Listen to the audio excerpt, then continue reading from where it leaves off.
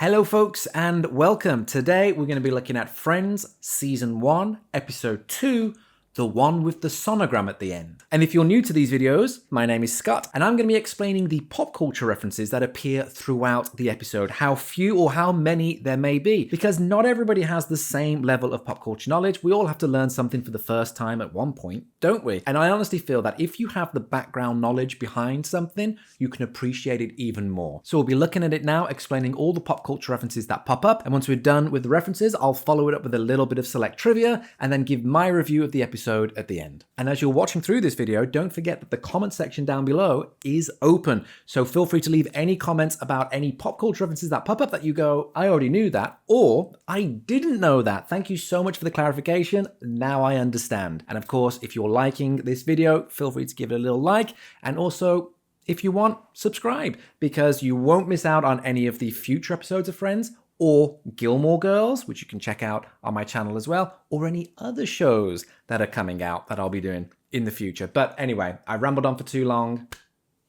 Let's jump in. So we're at the top of the episode. The gang are all sitting around in Central Park and they're discussing foreplay. I think for us, kissing is pretty much like an opening act. It's like the stand-up comedian you have to sit through before Pink Floyd comes out. Pink Floyd are an English band that were formed in the 1960s. They started out doing psychedelic rock and then moved into progressive rock, and they have become one of the best-selling bands of all time. And some of the most famous albums would be The Dark Side of the Moon and The Wall. But the joke in the scene has nothing to do with the band itself, but more so to do with its name, the origins of which are actually quite innocent. When the band formed, they were originally called T-Set, but then they went to do a gig and saw on the billing that there was another band set to perform called T-Set, and they were like, oh my gosh, we need to change our name right now. What the heck do we change it to? Syd Barrett, one of the band members, had some records in his collection, and there were two blues records by the artists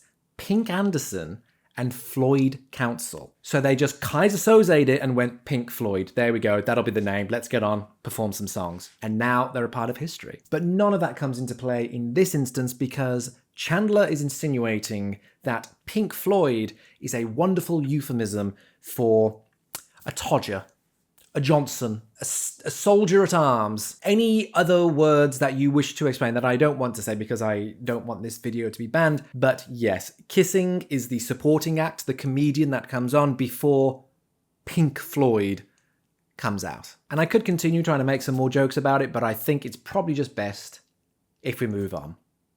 Yeah. So we've moved past all the double entendre now. We're in Monica's apartment and they're watching TV. Looks like she didn't leave in such a hurry after all. Oh, I think this is the episode of Three's Company where there's some kind of misunderstanding. Then I've already seen this one. Three's Company is the American version of the British sitcom Man About the House. This remake aired in the late 70s and proved to be very popular, running for 8 seasons. It basically looks at 3 housemates who were living together, played by John Ritter, Joyce DeWitt, and Suzanne Summers, and all of the escapades and mischief that they get up to. And so when Chandler goes, oh, this is the episode with some sort of misunderstanding, that's a joke in of itself because every single episode there is some sort of misunderstanding. It's just a blanket misunderstanding over the entire 8 seasons and the spin-offs that occurred. But then there's an additional joke because Phoebe goes, oh, well, I've seen this one. It's not a specific episode, it's just a generic thing. But yes, there it is. Now you know, let's carry on. Okay, so Monica and Ross's parents are coming around to the apartment. Monica is cleaning up. Chandler no longer gets to sit on the sofa because the flatness of the cushions is imperative. So he's at the balcony and he spots something. Ew, ew, ew, ew, ew, ew, ew. What?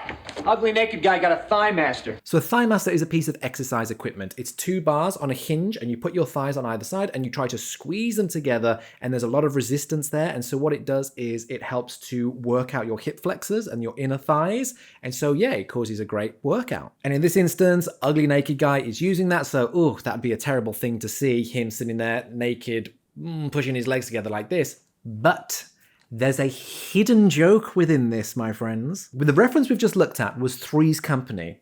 If we look at what they're actually seeing on the screen, that actress there is Suzanne Summers.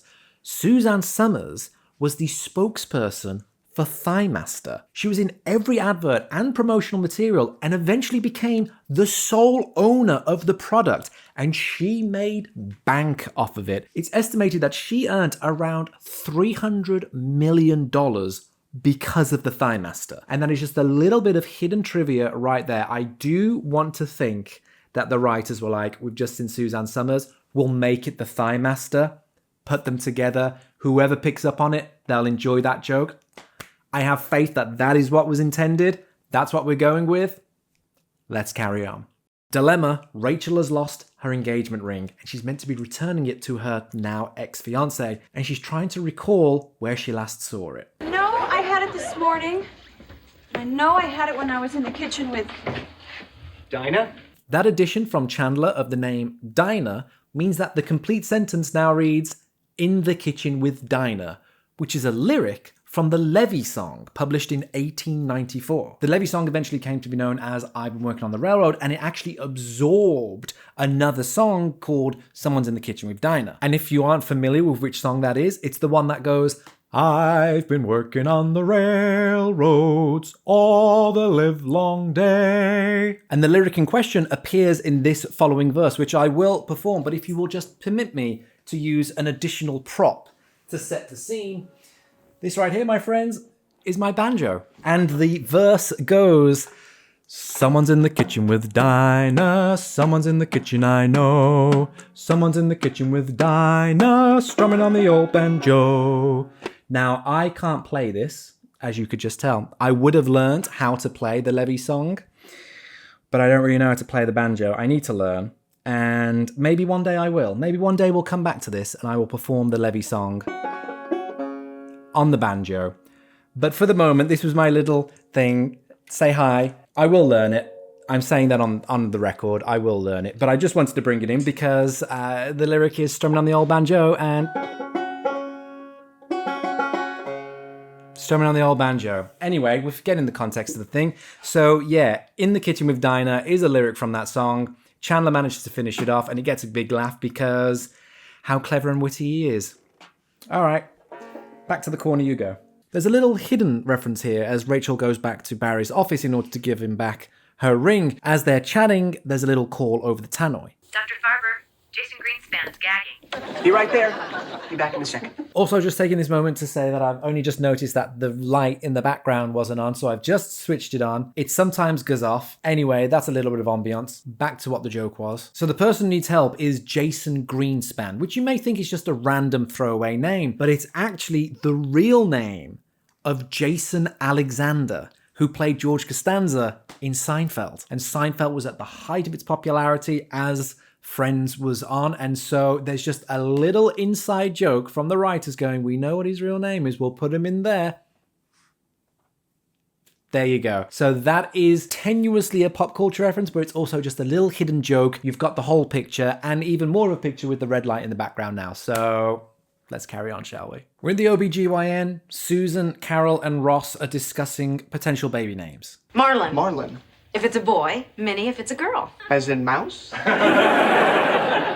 As in my grandmother. Still, you say Minnie, you hear mouse. Mickey Mouse is considered to be one of the most recognizable characters in all of pop culture, and his sweetheart, Minnie Mouse, is also equally as well known. I would just be remiss for missing out a pop culture reference that popped up. But just as of note, Minnie Mouse's full name is Minerva Mouse. It's very rarely used, but I think Minerva is a beautiful name. Why don't they just put that forward? You say Minnie, why don't they compromise on Minerva? Call her Minnie as a nickname. You say Minnie, you hear Mouse. I don't know. Sometimes I hear Minnie Driver, but more times I hear Minnie M&Ms by the handful. Ooh. The debate over the baby's name continues. Oh, please, what's wrong with Helen?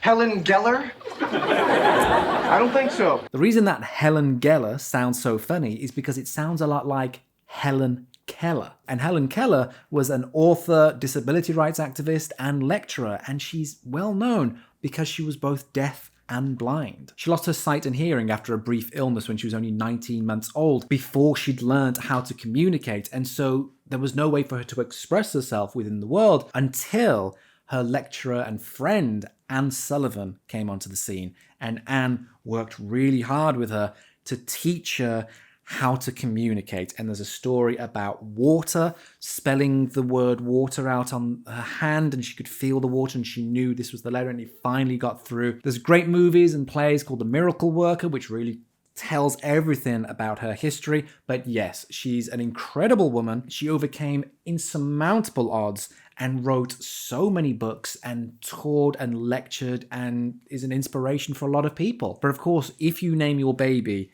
with a name that sounds a lot like another famous person, you're just going to draw comparisons. I mean, I'm Scott Westwood. There's a Scott Eastwood out there. We're both actors.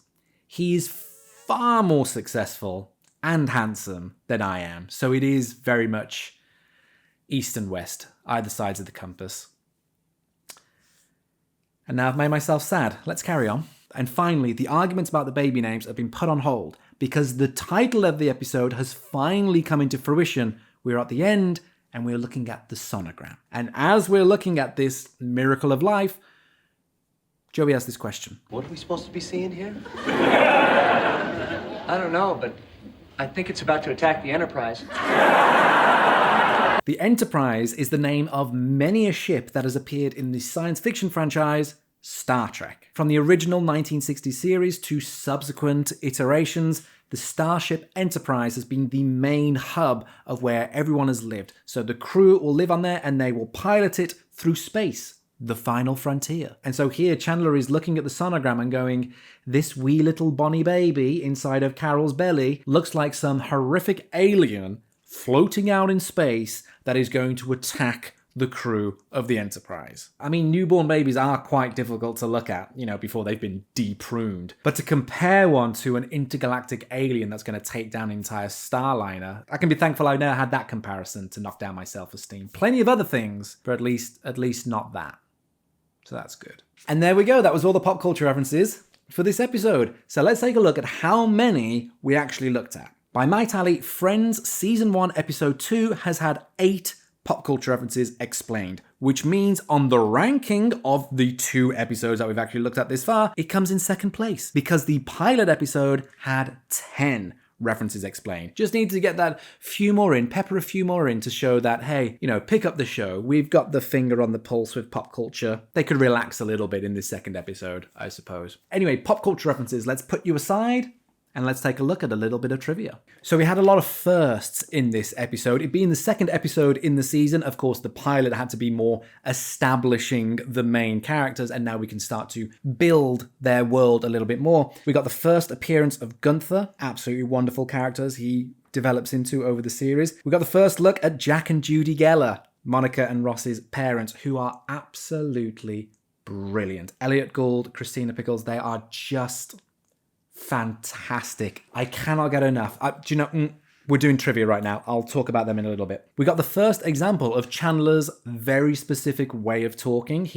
Could it be any more of a difference? Yes, and we all know how cruel a parent can be about the flatness of a child's pillow. It's kind of the first time we actually hear that, which that becomes his trademark, Look at the seeds that are being sown. The seeds that are being sown. Love it. The first reference to Ugly Naked Guy, who gets referenced plenty of times over the seasons, and we actually get to see him, only from the back, but we do actually get to see him in the flesh, in all his naked flesh, later down the line.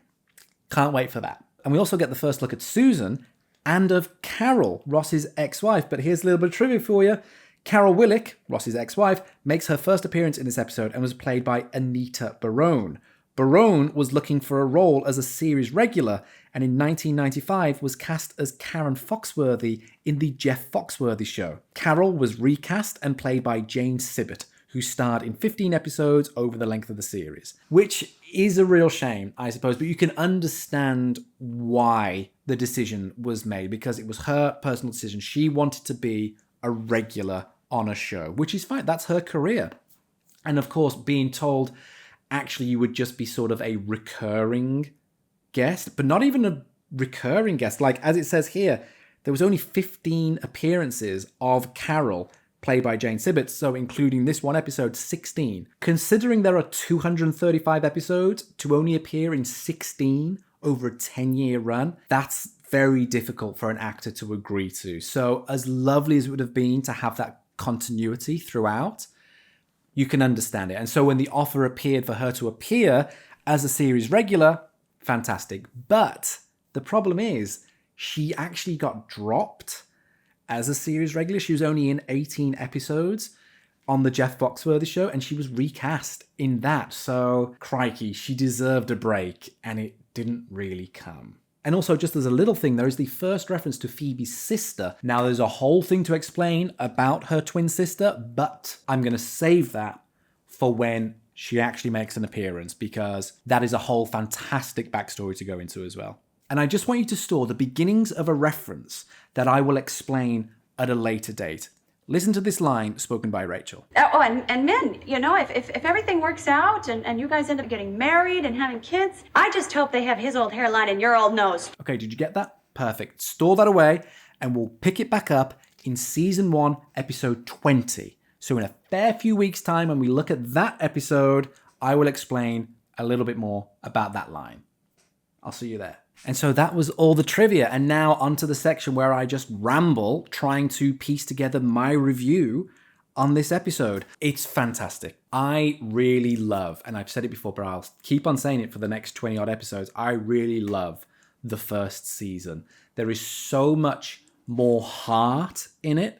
I find the later season leans into being more of a comedy show. Season 2 and onwards, it's about let's get the jokes in, let's get the humor in. Whereas season 1 is very much, let's build these characters and let's show their vulnerabilities as well. And there are so many little bits which are just beautiful. The scene where Ross is cleaning up in Central Perk and Rachel takes a seat and he puts his hand on the back of the sofa and Rachel leans on it. And there's this, it's beautiful. And there's a little joke in there, you know, he gets the chair to sit there so he doesn't have to move the hand. And it's lovely, of course, it's building up their future romance. Spoiler alert if you didn't know that, but building up future romance. But there's this accompaniment in the background of soft jazz. It's a soft jazz sting that plays underneath, and it's beautiful. It's a well-crafted scene. Of course, that doesn't help anything for the actors there. It's put in post-production, but it just adds something and elevates. And you find that throughout many of the episodes in this first season. And I brought it up in the previous episode when we looked at the pilot, about how there are these moments of, and that's one of them. That's one where it's just like you stand back and you allow the breath, because in later seasons, it's very bam, bam, bam, bam, bam. And you don't get a moment to sort of appreciate and settle. Instead, it's just extremely fast paced. But in the first season, they allow the earned pauses, the earned moments of stillness. And that is beautiful, and that's one of them. And it just does a lot more to show the characters than, oh, look how witty and funny they are, but to show, look how deep they are and look how responsive they are to emotional stimuli that's going about them. And it's not just for being in love, it's also for being put under the pressure as well, because when you see the parent scene, when Judy and Jack are in Monica's apartment, it is so wonderful and it is so well pitched, because we've already seen Monica and Ross in the first episode and for the first few minutes of this episode. We've seen Ross be a little bit dejected. That's our first impression of him. He is a dejected man in season 1, episode 1, because, you know, he's just had the divorce. He's just trying to pick himself up. He's furnishing his new apartment. He's like, God, everything's rubbish. But we finally get the chance to see him on top. And also with Monica, in the first episode, Monica, she's doing great. She's just pulled this guy. Yeah, I mean, Paul turns out to be a D-bag at the end, but she's managed to hook up with this guy. She's got a great career, all of this stuff. Her new friend, she's come back and she's got a new roommate. Brilliant. But now we see her on the back foot, because Judy and Jack just managed to shift the status quo, shift the hierarchy so fantastically with just a few cutting words, a few looks. I mean, when Judy picks up the thing, goes, oh, what's this curry taste? Absolutely brilliant. But the punchline, I howl every time it happens, because it's the most perfect timing, is when Ross comes out with everything. Carol's left me. She's a lesbian. She's now living with her life partner. She's having my baby. Stillness. Silence. Judy turns to Monica and goes, and you knew about this? It is absolutely brilliant, because even still, I can't praise it enough. I absolutely love it. Absolutely love it. And I really think it's this episode that really establishes what the trajectory of the humor will be for the continuing seasons, because we get to see the friends tested even more. In episode 1, it was just the friends and their connections within themselves. Sort of. I mean, Paul was an external force, but still dealing with each other. But in this episode, we get to see them tested by external influences. So you've got Judy and Jack who appear and put, start tightening the screws on them. And we get to see how Monica and Ross react to that. And the way that Monica and Ross react to that influences how the rest of them react as well. Chandler, Joey, Phoebe, Rachel, they have to act a little bit differently, especially around Monica, because Monica's neuroses are starting to come out. But then you see Barry as well, and you get to see the impact that Barry has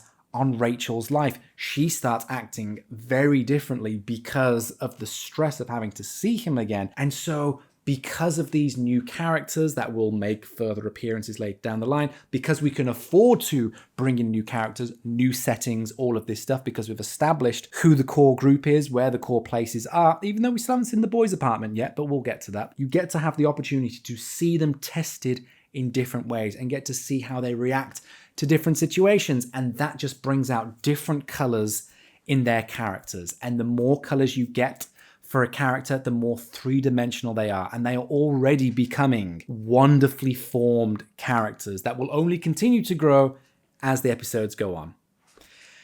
Yeah, I can't get enough of it. Okay, so I have rabbited on for far too long. I think that review was probably longer than the pop culture references and the trivia put together. My apologies if it was, I'll only see in editing. But anyway, we're coming to the end of the video, so let's wrap this up. Thank you so much for being here. If you like this, feel free to give it a like. And don't forget that comment section down below. Feel free to leave any comments about any of the pop culture references that pop up, any that you knew, any that you missed, and your thoughts on the episode as well. And if you enjoyed this video, please make sure to give a little subscribe, because then you won't miss out on any of the videos that pop up for Friends, but also for other shows as well. I'm currently looking at Gilmore Girls.